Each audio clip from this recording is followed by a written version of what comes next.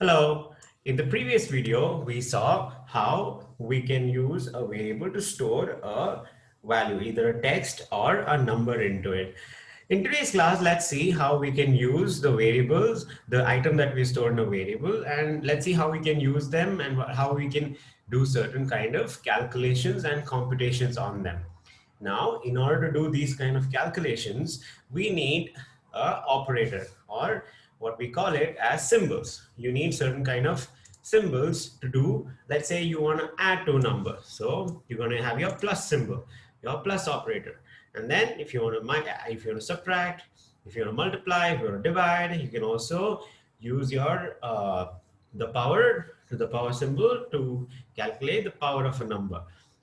Right, so these set of operators that we use usually in mathematics, we call these set of operators as arithmetic operators.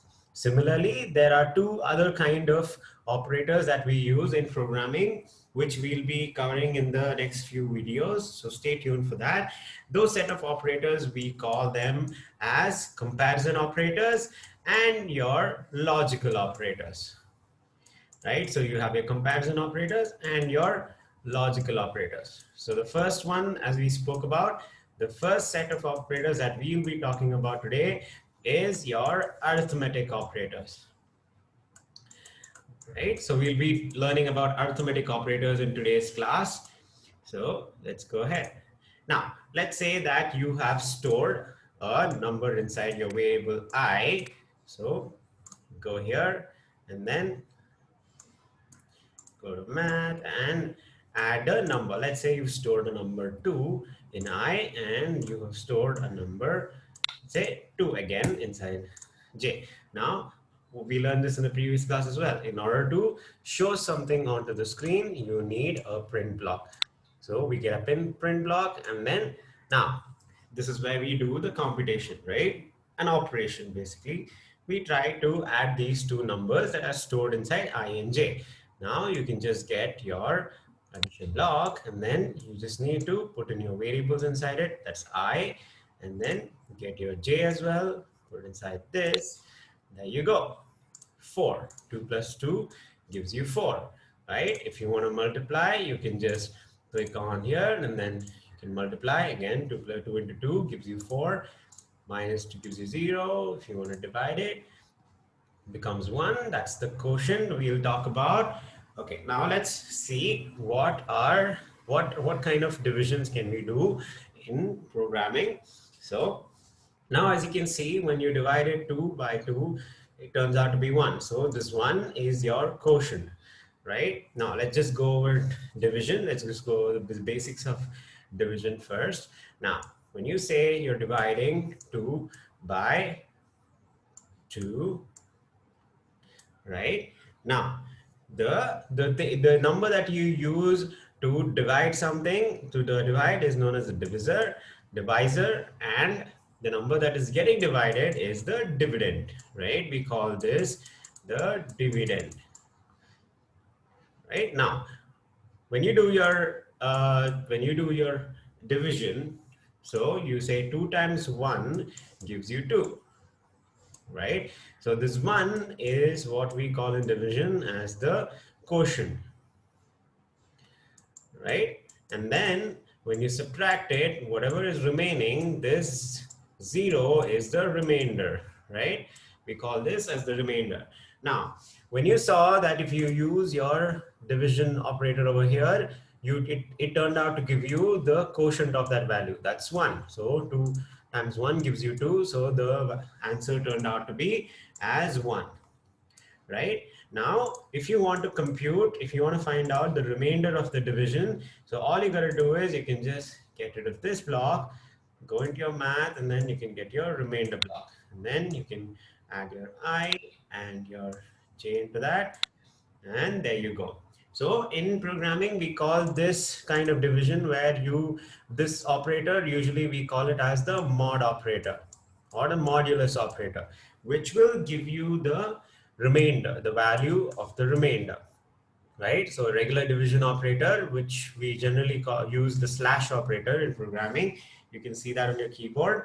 This will give you the quotient, right? And the other one, the percentage symbol that you see on your keyboard, which is known as a mod operator, gives you the remainder. All right, so this is the difference between your modulo symbol and your regular division operator, the slash operator. Okay, so this is how we can store it. Now, if you want to compute, let's say you want to store two different text into it. Let's say you want to add a text inside this. Instead of your number, you can say hi, and then let's say you stored another text inside the second variable. Just go ahead, and then if you add, let's say John, and if you want to add these two numbers, let's as the two text inside this, let's say you want to add these two, you can do that as well. So if you get your variables again, if you add it inside this,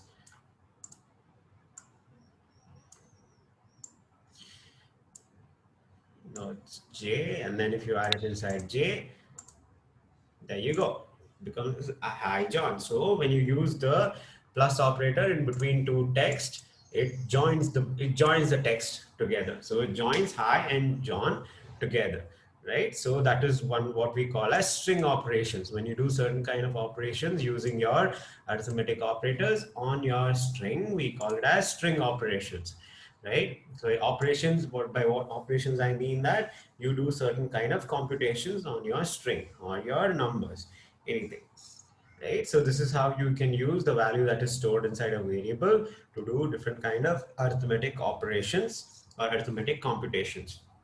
Now, as part of your exercise, you can try to store a random number inside your inside. Then you can store three random numbers inside three of your variables. So create three variables, store three random numbers inside it, and then add all those three numbers, store it inside a new variable.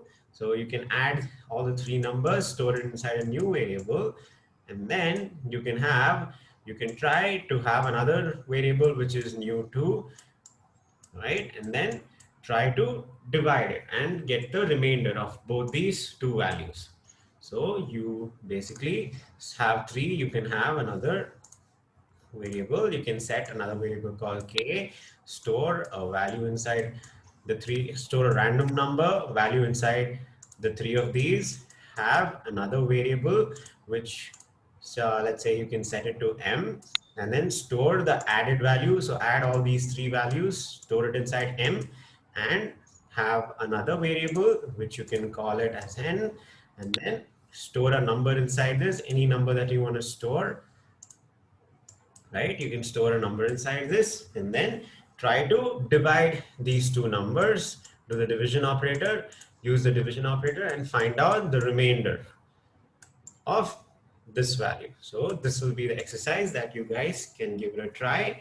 So in the next class, in the next video, we will be seeing how we can use your logical operators and your comparison operators on the values that is stored in your, by using the values that are stored inside your variables.